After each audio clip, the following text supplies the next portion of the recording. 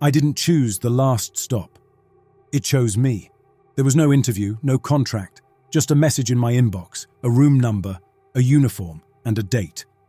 Report to the hotel. Position, night manager. That was it. No sender, no contact information. I had never applied, but I knew better than to question an opportunity on Proxima Centauri B. When you're scraping by on a frontier world, you take what you can get. The shuttle dropped me off just past the HAB zones, where the colony lights ended and the mist began. I stood there a moment, watching as the transport lifted away, its engines dull against the dense, oxygen-heavy atmosphere. The glow of the colony faded behind it, leaving me alone at the edge of the Terminator zone, where the world held its breath between perpetual fire and endless night. Ahead, the hotel stood in the dim light, half shrouded by the rolling fog. It wasn't the run-down husk I'd expected. The structure was solid, its dark surface smooth like stone, but without the roughness of something eroded by time. No visible damage, no wear. If not for the creeping mist that curled around its foundation, it might have looked newly built. But it wasn't new. I didn't know how I knew that, only that the thought settled deep in my chest the moment I approached it. The glass doors parted for me, silent and automatic. The lobby stretched ahead in dim amber light, its furnishings sparse but not uninviting. Dark leather chairs, polished counters, a long corridor leading off into the guest rooms. A single desk sat at the front, unoccupied but functional, its surface neat and undisturbed. A screen embedded into the wall activated as I passed. My name appeared across it. "Welcome, Jonah Trask. Check-in confirmed." The words blinked once, then disappeared. No instructions, no introduction. Just an empty, waiting silence. I scanned the space again, searching for movement. There was none. No other employees, no sign of an owner. Just me, the quiet noise of unseen power systems, and the mist pressing against the glass outside. A terminal at the bar displayed a schedule. My schedule. Night manager. Active. It included nothing else, no listed responsibilities, no guest registry. Just a single blinking reminder. Do not enter room 217. My room was down the second corridor, third door on the right. The uniform was inside, folded neatly on the bed, just as the message had said. The bed itself was firm but clean, the sheets crisp, the pillow untouched. No dust, no sign of previous use. The walls were smooth, dark, without any distinguishing marks. The only decoration was a small, built-in screen that pulsed gently when I neared. A job is a job. I told myself that as I pulled on the uniform, black, unmarked, fitted perfectly to my frame. The boots, too, were the right size, as if someone had taken measurements before I arrived. I should have questioned that. Instead, I stepped back into the hallway, heading toward the bar. The first thing I learned about the last stop was that it never stayed empty for long. I hadn't seen anyone enter, but when I reached the lounge, a man was already sitting at the counter, staring down into a drink. His face was lined, his features drawn with exhaustion that went deeper than physical strain. He didn't look up as I approached, just ran a hand over his jaw and exhaled slowly, like a man trying to forget something. There had been no orientation, no one to tell me what my job actually entailed. Still, I moved behind the counter, noting the layout, rows of unmarked bottles, a small touchscreen interface for orders. "You here for a drink?" I asked, keeping my voice even. The man blinked, slow and tired, like he'd been somewhere else for a moment. Then he nodded. "Whiskey," he said. His voice had the rasp of a miner, worn from breathing the planet's dust for too long. I poured the drink, setting the glass in front of him. He didn't touch it right away, just stared into the amber liquid, shoulders tense. "Rough shift?" I prompted, watching him carefully. A slow, humorless chuckle. "You could say that." He took a sip, let it burn down his throat before setting the glass back on the counter. "You knew?" "First night." He made a low sound in his throat, something between a laugh and a sigh. "Figured. You don't have the look yet." What look is that? His fingers drummed against the glass, slow, deliberate. The one that knows better than to ask too many questions. I waited for him to elaborate, but he didn't. Instead, he finished his drink, placed the empty glass on the counter and pushed it forward. "Last one," he said. "Got a long way back." "Back where?" His mouth twitched in something that wasn't quite a smile.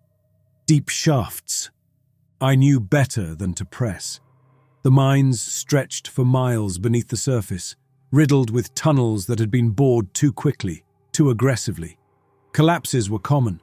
Oxygen never held right in the lower levels, and more than one team had gone in only for fewer to come out.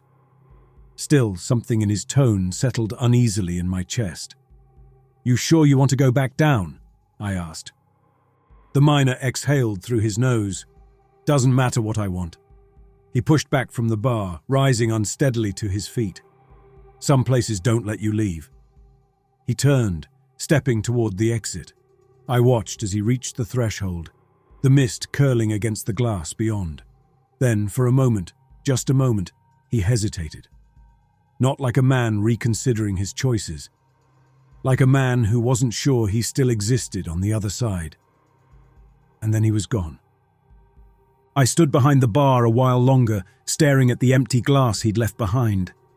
The air felt heavier than before, a weight pressing against the edges of the room, settling into the corners. I told myself it was nothing. Just a long night in a strange place. Tomorrow I'd know the routine. Tomorrow the hotel would feel familiar. The miner never came back. I checked the bar the next night, scanning the booths, the dim corners where the workers sat nursing their drinks, staring into nothing.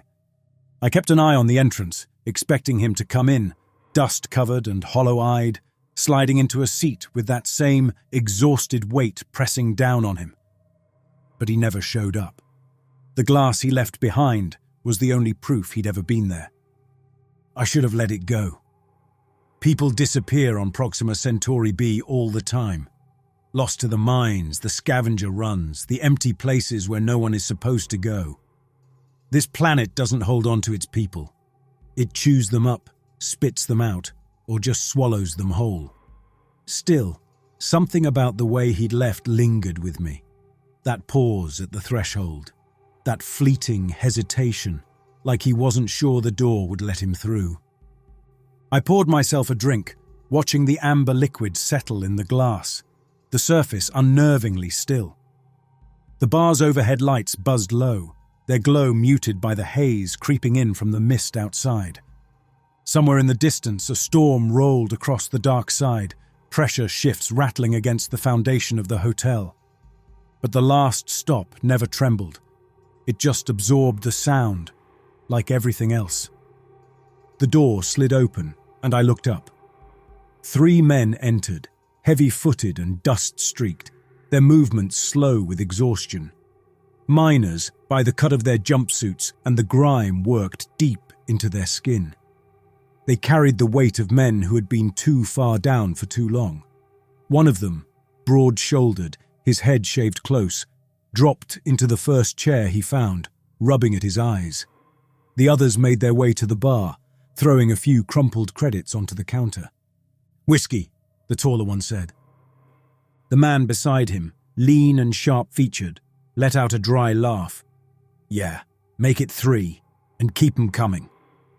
I reached for the bottle, pouring the drinks in silence. The men took them without thanks, downing the first round in quick succession, the second with slower deliberation. The quiet stretched. It wasn't unusual. Miners don't talk much when they drink. They come here to forget, not to share. But I could feel something waiting beneath their silence. I set the bottle down, watching the way the taller one tapped his fingers against the counter, his knee bouncing under the bar. "Long shift?" I asked. The broad-shouldered man in the chair let out a breath, shaking his head.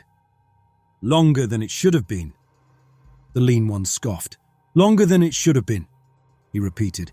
"You tell yourself that every time. But we always go back down, don't we?" He tossed back another drink. The taller miner kept his fingers moving against the counter, restless, his eyes flicking toward the far end of the bar like he was seeing something I wasn't. "You ever hear anything about the lower tunnels?" he asked. The lean man let out another humorless laugh. "You gonna tell him about the singing?" I frowned. "Singing?" The taller one didn't look at me. His fingers never stopped moving. "We were working a new expansion point," he said. "A place the company hadn't mapped yet. Too unstable, but the foreman signed off on it anyway." He exhaled through his nose. "We should have known better." The broad-shouldered man shifted in his seat, rubbing a hand over his jaw. I stayed quiet. Let them talk. "At first we thought it was the equipment." The taller miner continued. "You get deep enough, and the echoes start playing tricks on you. You hear your own breathing wrong, your own voice bouncing back at you." He swallowed. But this wasn't an echo. The lean miner's smile had faded. He was staring into his glass, rotating it between his fingers. "It was coming from the tunnel ahead," the taller one said. "A kind of low, drawn-out sound. Not words, just something humming, something deep." His fingers finally stopped tapping. He looked at me. "We weren't alone down there." The broad-shouldered miner let out a slow breath.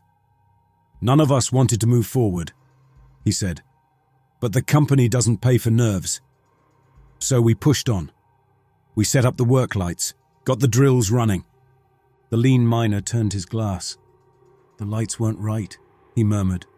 "Didn't reach far enough." I frowned. "What do you mean?" The taller miner hesitated. "We should have been able to see the end of the tunnel. It wasn't that deep, but the light just—" He exhaled sharply. "It just stopped. Like the darkness was swallowing it." His hand clenched. "The humming got louder," he said. "Not fast, not sudden, just building, and the air felt—" He shook his head.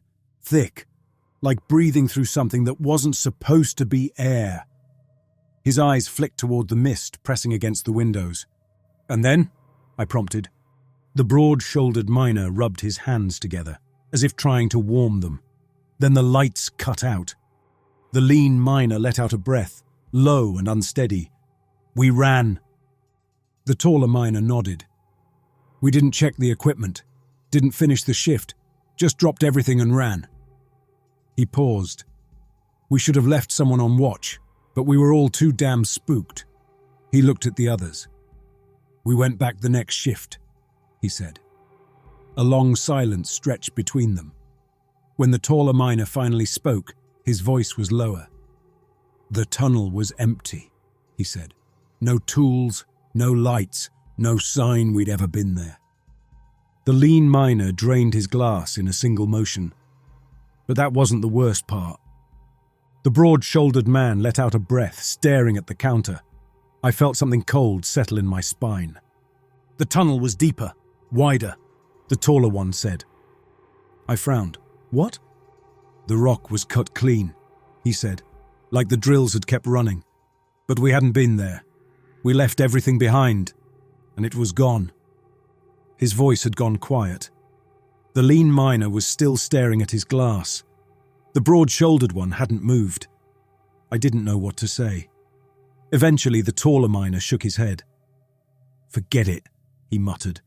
"It's just the damn dark playing tricks on us." He forced a chuckle. The others didn't join in. They finished their drinks in silence, leaving one by one. The bar stayed empty after the miners left. I wiped the counter in slow, even motions, listening to the wind press against the hotel's exterior. It had picked up since the last shift change, rolling in from the sunward wastes, thick with dust that never quite settled. The mist churned at the edges of the glass, creeping along the ground like something with weight, something with intent. I tried not to look at it. Instead, I focused on the glasses, setting them back in their places, making sure everything was clean, orderly. It was an old habit, something I'd done in every job I'd ever worked, military or civilian. A way to keep my hands moving, to keep my mind from wandering too far. Because the moment you stop paying attention in a place like this, you start noticing things you shouldn't. I turned toward the corridor that led to the guest rooms, expecting the same silence that had greeted me every night before. But something had changed. A small rectangle of light glowed at the edge of my vision. A keycard. It lay just beyond the threshold of the bar, right where the mist curled into the hallway. I didn't pick it up right away. Instead, I scanned the empty space around me, waiting, listening. Nothing moved. The hotel was quiet. Still. I crouched, reaching for the keycard, my fingers brushing the smooth surface. The name printed across it made my breath catch, just for a second. Jonah Trask. It was mine, but I'd never seen it before. I turned it over in my palm. It was no different from the others, sleek, standard issue, just like the ones I handed to guests when they checked in. The number stamped along the edge, however, wasn't my room. 217. I exhaled slowly, feeling the weight of it settle in my grip. The schedule in the bar's interface had mentioned it on my first day. A single line, buried beneath my shift details. Do not enter room 217. I told myself to put the key down, to walk away, go back to my own room and let the thoughts slip away into the same quiet space where all unanswered questions went. Instead, I stepped into the hallway. The corridor stretched ahead in dim amber light, its walls smooth, unmarked. The guest doors lined the passage in perfect intervals, their interfaces dark, waiting. I counted them off as I walked, watching the numbers blink faintly as I passed. The air became heavier the farther I went, pressing in at the edges, not quite warm, not quite cold, just dense, like stepping into a place where the atmosphere hadn't fully settled. I stopped. The door to 217 stood ahead. It looked the same as the others, no different in design or function. But something about it felt off. Not in an obvious way, not in any way I could name. The keycard was warm in my palm. I reached for the reader beside the door, hesitating for only a second before sliding the card through the slot. A quiet beep, and the lock released. The room inside was dark. Not unlit, just dark. The dim amber glow from the corridor should have spilled through the threshold, but it didn't. It simply stopped, as if the space beyond was swallowing it. The air was colder here. Not a normal, creeping chill, but a sharp, unnatural drop in temperature, like the heat had been sucked out all at once. My breath didn't fog, but I felt the cold settle under my skin, pressing into my bones. I reached for the light panel by the door, fingers brushing over smooth plastic. The moment I made contact, the overhead fixtures flickered, their glow coming in weak, uneven pulses before finally stabilizing. The room looked untouched. The bed was made, the sheets crisp, unused. The small desk against the wall was empty except for a single, dustless terminal. A suitcase sat at the foot of the bed, its latches unfastened. It looked like someone had just arrived, or like someone had been expected. I moved forward, slowly. The floor didn't creak beneath my boots, but the air felt heavier with every step, as if the space was adjusting to my presence. I reached the suitcase first, crouching beside it. The lid was cracked just enough to see inside. I pulled it open. Clothes. My clothes. Not similar. Not just the same style or cut. Exactly mine. The same folded uniforms. The same black boots I wore now. The same faded jacket I had packed when I first came to Proxima. I reached inside, fingers brushing fabric. The material was warm, like it had been worn recently. I turned toward the desk where the terminal sat in perfect stillness, its screen dark, waiting.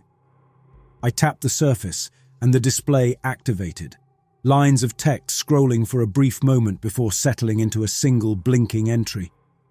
I stared at the words, my pulse hammering in my ears. A log file. The timestamp was for tomorrow, and the entry was mine. I didn't remember writing it, didn't remember sitting here typing these words, but I recognized the phrasing, the patterns in the structure, the slight slant of my sentences, the way I always ended reports with clipped, efficient conclusions. The log wasn't long, just a few short lines. If you're reading this, it means you stayed too long. It means you let the hotel keep you. Go to the mines. Find the answer before it finds you. Do not let the mist take you."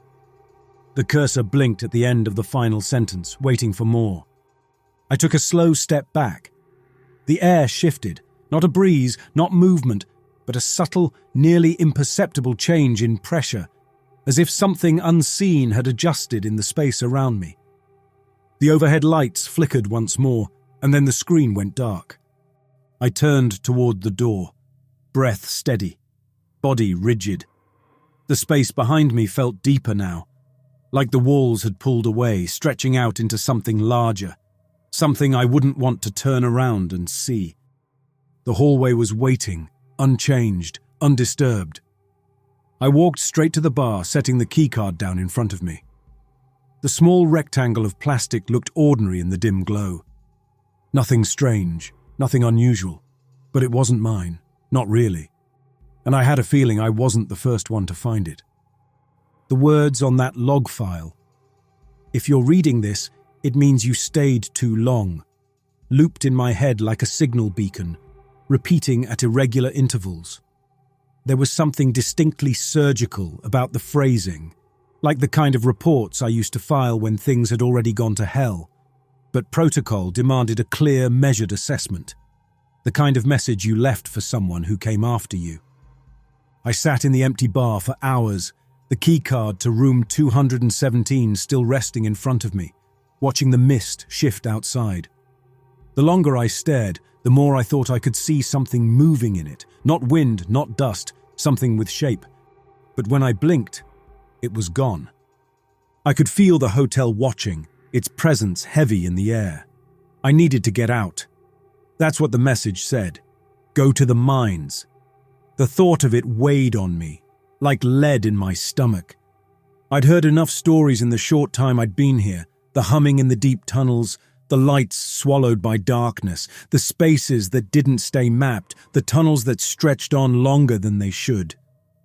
People didn't come back. But something told me I wouldn't last long if I stayed either.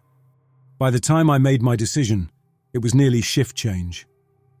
That's when the mining crews came in. First the ones getting off rotation, dead-eyed and dirt-covered. Then the next shift, preparing for another 12 hours underground. I waited for the right face, the right posture. Someone who had been too deep for too long and hadn't yet made peace with it. I found him nursing a drink at the far end of the bar. "Need a hand down there?" I asked, keeping my voice even. He looked up, slow, like the movement took effort. A younger guy, maybe early 30s, but the work had aged him past that. His face was raw-boned, his hands restless on his glass. When he spoke, his voice had the flat, practiced neutrality of a man who didn't trust strangers. "Who's asking?" "Night manager," I said. That made him pause. His eyes flicked to the room around us, then back to me. "You don't look like you work here," he muttered. I exhaled. "Yeah," I said. "I know." A moment passed. "You ever been down the shafts before?" "Once or twice," I lied. He gave me a slow, measuring look, then downed the rest of his drink. "Suit up," he said. "We leave in 10. The ride down was smoother than I expected. The lift descended in near silence, save for the occasional grind of machinery far above, the weight of the whole system adjusting. I stood in the back, watching as the miner, Travis was his name, checked the pressure seals on his gear. 2 others rode with us, both silent, their faces unreadable behind the thin film of dust that clung to their suits. "Stay close to me," Travis said, fastening the last strap on his harness. "Air holds down here, but it ain't perfect. If I tell you to stop moving, you stop moving. Got it?" I nodded. The temperature dropped the farther we went. A thin layer of condensation beaded along the metal framework of the lift, disappearing almost as soon as it formed. The ground came into view, a wide platform, cracked rock beneath layers of reinforced plating, cables running along the walls like veins. The space stretched beyond the limits of our helmet lights, tunnels branching outward into places I couldn't yet see. As we hit the base, there was a sound, faint at first, low, drawn out. I felt it in my chest before fully registering the sound itself. Not mechanical, not human. Something else. My eyes flicked to Travis. He had gone still. "You hear that?" I murmured. His jaw tightened. "Ignore it." The others didn't react at all, like they hadn't noticed, or maybe like they'd heard it too many times to care. We moved forward, our boots crunching softly against the uneven floor. The tunnels had a rhythm to them, marked by metal supports at regular intervals, their beams anchored deep into the stone. I could see the signs of previous work, the places where rock had been sheared away in clean cuts, exposing something darker underneath. The deeper we went, the more the walls transformed. At first it was a subtle change in texture, a shift in composition. But as the tunnels stretched forward, I began to notice things that didn't belong to the rock. Indentations, not quite carvings, not quite erosion. Shapes, as if something had moved through here before us. Travis slowed. His helmet light scanned the space ahead, the beam flickering slightly as it passed over uneven surfaces. I followed his line of sight, my pulse steady, measured. There were figures in the dark. Not human, just impressions, like something had been here long enough to leave a trace, but not long enough to stay. "We're not alone down here," I whispered. Travis let out a breath. "We never are." The sound came again, closer now. This time it wasn't a hum, it was breathing. Not labored, not erratic, just present. A slow, steady inhale and exhale, as if something unseen was waiting just ahead, standing just outside the range of our lights. Travis gripped my arm. "We go back. Now." I didn't argue. We turned, and I saw myself. Not a reflection, not a shadow, a figure in the same uniform with the same stance. But the face, the eyes were gone. The mouth moved, shaping soundless words. Behind me, Travis screamed. Then the lights cut out. I was falling before I realized I had moved, my balance breaking as the ground shifted beneath me. My breath hitched, heart hammering as I reached for something to hold onto, but there was only dark, only air. I hit the ground hard, pain lancing through my shoulder. The impact knocked the breath from my lungs, sending white-hot sparks across my vision. Silence settled before the hum filled the tunnel. I pushed myself up, gasping, my helmet light flickering back to life. The tunnel looked different. Its walls, the path, nothing was the same. Travis was gone. The others too. I was somewhere else. The tunnel stretched ahead, deeper than before. My body felt off, like something had changed in me on the way down. I reached for my radio, voice tight, controlled. "Travis, do you read?" Nothing, just the hum. Then, a voice. Not over the radio, not from behind me. From ahead. It was mine. "If you're reading this," it said, "it means you stayed too long." I stayed still. The hum pressed in from all sides, settling under my skin like a low electrical current. It wasn't just sound. It was something deeper, something structural, resonating in my ribs like a second pulse. I was breathing, but the air felt thick, weighted, like it belonged to something else. The tunnel stretched ahead. I had fallen only a few meters, but the passage was deeper now, extending beyond the reach of my helmet light. My suit's diagnostics were still online, but my radio was dead. No static, no error message. I swallowed, steadying my breath. The logical part of my mind, the part trained to survive, to assess, to adapt, told me to turn back, to find another way up, to climb if I had to, but there was no back. The tunnel behind me was gone. No collapse, no rubble, just smooth, untouched stone, as if the passage had never existed. The only way was forward. I moved carefully, boots pressing into damp, uneven rock. The tunnel walls weren't solid anymore, not entirely. I could see indentations, grooves and shapes just beneath the surface. Not tools, not geological formations. Something that looked like impressions of limbs, torsos and hands. I kept walking. The hum didn't fade. It changed. It became breath. A slow, measured inhale and a long, deliberate exhale, as if something massive was just ahead, waiting in the dark. I checked my oxygen levels. Normal. My helmet light flickered slightly at the edges, struggling against the darkness. Then I saw a beacon, a single blinking light, embedded in the stone like it had been placed there deliberately. A distress signal, a standard-issue Proxima beacon. It was still active, and the name registered to it, Jonah Trask. I stared at the identifier, my pulse tightening in my throat as I realized I was looking at my own signal. I had never logged this beacon, never placed it here. Reaching out, I brushed my fingers over the surface and a voice crackled through my suit's external speakers. It wasn't radio nor interference. It was my voice. "Go back!" "Who are you?" I asked. Silence, then, "Jonah Trask." A cold knot formed in my chest. The voice wasn't robotic. It wasn't distorted. It was identical to mine. The shapes beneath the stone seemed closer. I turned my head slowly and saw myself, standing just beyond the reach of my helmet light. Not a reflection, not a mirage. A figure, same height, same uniform, same stance. But the eyes were gone.